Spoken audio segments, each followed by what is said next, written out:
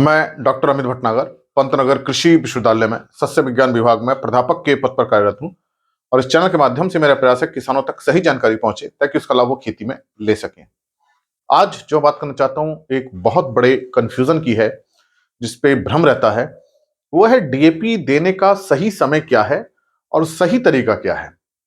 कुछ किसान भाई डीएपी मतलब डाई अमोनियम फास्फेट फर्टिलाइजर को खड़ी फसल में सिंचाई के समय भी देते हैं। तो इसका सही तरीका क्या होना चाहिए और सही समय क्या होना चाहिए, और अगर हम सही समय पर नहीं दे पाए हैं फिर हम इसको कैसे देना चाहिए। इस पे हालांकि मैं पहले भी वीडियो बना चुका हूं, लेकिन मैं इस वीडियो को फिर बना रहा हूं ताकि आपके मन में भ्रम ना रहे डीएपी को लेकर के। देखिए, डीएपी में दो तत्व हैं, नाइट्रोजन और फास्फोरस है। तो जो फास्फोरस वाले उर्वरक होते हैं उनको, जितने भी हैं फास्फोरस वाले, चाहे एसएसपी है, चाहे एनपीके है, चाहे ये डीएपी है, इन सभी को हमें बुआई के समय देना चाहिए, क्योंकि इनका सबसे बड़ा रोल जो फास्फोरस का होता है जड़ों के विकास में होता है।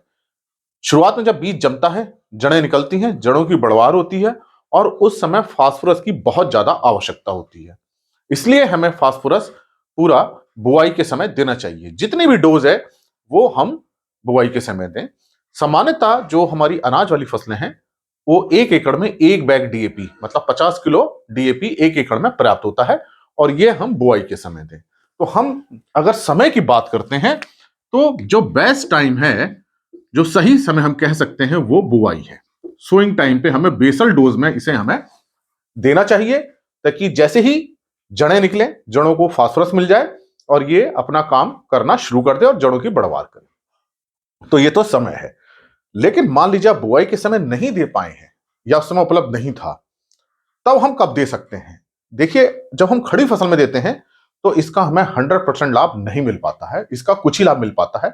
लेकिन हाँ, इसको हम पहली सिंचाई में प्रयोग कर सकते हैं। लेकिन पहले आप इसको खेत में डाल दीजिए, फिर सिंचाई कीजिए ताकि पानी के साथ थोड़ा सा घुल करके फास्फोरस जड़ों तक पहुंच जाए। तो ऐसा करने से क्या होगा कि डीएपी को जब हम पहले डालेंगे, मान लीजिए खेत है और यहां हमने डीएपी को डाला पहले और फिर पानी लगाया, तो पानी के साथ घुल के जो इसकी नाइट्रोजन है वो तो जड़ों तक पहुंच जाएगी। जड़ें तो चूंकि नीचे हैं, तो ये पानी के साथ नाइट्रोजन तो नीचे आ जाएगी, लेकिन थोड़ा बहुत फास्फोरस भी आ जाएगा। अब चूंकि शुरुआत की अवस्था है, जड़ें ऊपर की ओर ही हैं, तो ये थोड़ा फास्फोरस मिल जाएगा। लेकिन ये तरीका बेस्ट नहीं है। तो आप कंफ्यूज ये ना करें कि हमें पहली सिंचाई के समय देना चाहिए। नहीं, ये पहली सिंचाई के समय तो हम इसलिए दे रहे हैं क्योंकि हम बुआई के समय नहीं दे पाए थे। ये एक बड़ा कंफ्यूजन है कि हम पहली सिंचाई के समय भी दे सकते हैं, लेकिन हमें देना नहीं चाहिए। ये एक हमारा करेक्टिव मेजर है, वो फास्फोरस की कमी को बचाने के लिए हम कर रहे हैं। तो इस विधि से देने में फास्फोरस पूरा नहीं मिल पाता है। नाइट्रोजन तो पूरी मिल जाएगी लेकिन फास्फोरस नहीं मिल पाएगा। जब नाइट्रोजन जाएगी तो पौधों का रंग बदलेगा, पौधों की बढ़वार होगी और हमें लगेगा कि ये असर फास्फोरस का भी आ रहा है, लेकिन वो फास्फोरस का नहीं, वो नाइट्रोजन का असर आ रहा है। इसलिए जो हमारा बेस्ट टाइम है वो हमारा बुआई है। लेकिन उसके बाद भी अगर नहीं दे पाए हैं तो पहली सिंचाई से पहले दे दीजिए। पहली सिंचाई के समय हम दें, मतलब पहले हम इसको डाल दें, उसका सिंचाई करें ताकि पानी के साथ घुल करके जाए।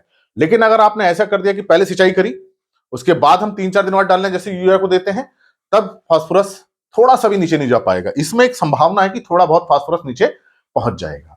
तो अब आपको समझ में आ गया होगा कि बेस्ट टाइम क्या है। बेस्ट टाइम इसका बुआई का समय है, बेसल डोज में देना है, 100% देना है। और अगर बुआई के समय नहीं दे पाए हैं तो सिंचाई से ठीक पहले दे दीजिए, उसके बाद सिंचाई कीजिए।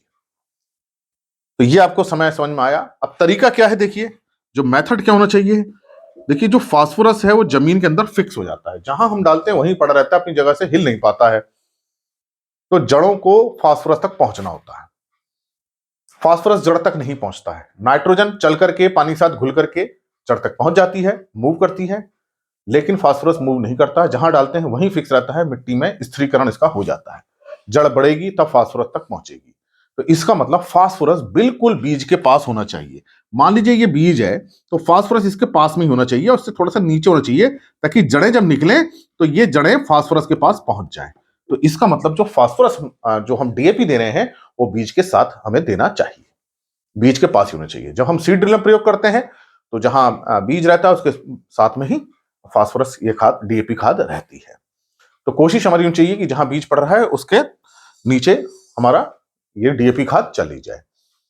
लेकिन अगर हम सीड ड्रिल से नहीं बो रहे हैं, हाथ से बुआई कर रहे हैं और हमने लाइन खोली है, मान लीजिए बीज की लाइन हमें खोली है, बीज जहां हमें बीज डालना है, तो फिर इसी लाइन में ही, जिसको हम कूड़ कहते हैं या जिसे हम फरो कहते हैं या पंक्ति जिसे कह रहे हैं, या जब हम लाइन जो खोल रहे हैं बीज डालने के लिए जो लाइन खोलना है, उसी लाइन में डालिए। जैसे मक्का है हमारी 2 फुट 2.5 फुट पर बोई जाती है, तो जहां मक्का का बीज डालना है उसी लाइन में डालिए, पूरे खेत में मत डालिए। जहां गन्ना बोना है वहीं हम डालें। तो ये इस बात को ध्यान रखें कि डीएपी बीज के पास होनी चाहिए, ताकि जैसे ही जड़ें निकलें उसको लेना शुरू कर दें। तो तरीका क्या है? सीड के साथ। सीड ड्रिल से दे रहे हैं तो कोई दिक्कत नहीं है, लेकिन अगर हम बिना सीड ड्रिल के बो रहे हैं, हाथ से बुआई कर रहे हैं, तो जहां हमने बीज डालना है वहीं उसी जगह पे हमने डीएपी खाद भी डालनी चाहिए, ताकि वो दूर ना रहे। डीएपी जितनी बीज से दूर होगी उतनी फास्फोरस कम मिलेगा और उसका असर फिर कम आएगा। तो ये मैंने आज बात करी कि सही समय बुआई है, सही तरीका बीज के साथ है, बीज के बगल में है, बीज के नीचे है। अगर बुआई के समय नहीं दे पाए हैं तो हम सिंचाई से ठीक पहले फास्फोरस को डाल दें, डीएपी को डाल दें, उसका सिंचाई करें, तो इससे थोड़ा बहुत फास्फोरस मिल जाएगा। लेकिन ये बेस्ट तरीका नहीं है, ये एक उपाय है ताकि हम थोड़ा बहुत फास्फोरस पौधे को उपलब्ध करा सकें। तो ये मैंने आपको बताया कि सही तरीका और सही समय क्या है। आशा है मेरी बात आपको समझ में आई होगी और आपकी जो कंफ्यूजन होंगे वो थोड़े दूर हुए होंगे कि फास्फोरस हमें कब देना है और इस तरीके से देना है। इसी प्रकार के लेक्चर्स को देखने के लिए कृषि किसान प्लेलिस्ट देखिए, और अगर चैनल सब्सक्राइब नहीं किया है तो सब्सक्राइब कीजिए। धन्यवाद।